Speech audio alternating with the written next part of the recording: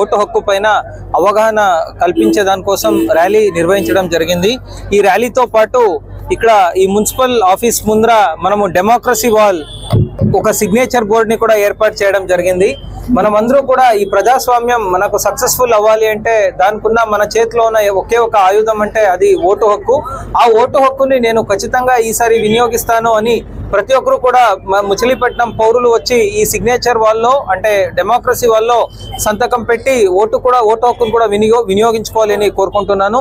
నేను ఎప్పుడు అదే చెప్తాను, మన ఇంట్లో ఒక సంక్రాంతి పండుగ ఉంటే, ఒక రంజాన్ ఉంటే, ఒక క్రిస్మస్ ఉంటే ఎక్కడున్న వాళ్ళందరూ ఇంటికి వస్తాము, ఊరికి వస్తాము। అలాగే ఈ మే 13వ తేదీ అనేది ఇదొక ప్రజాస్వామ్య పండుగ, ఇది కూడా వేరే పండుగలాగే అనుకొని మనం మన ఊరికి వచ్చి ఎక్కడున్నా కూడా 100% అందరూ కూడా ఓటు వేసి ఈసారి 100% ఓటింగ్ మన జిల్లాలో నమోదు చేయాలి అని ప్రతి ఒక్క పౌరుల్ని కూడా విజ్ఞప్తి చేస్తున్నాను। Thank you.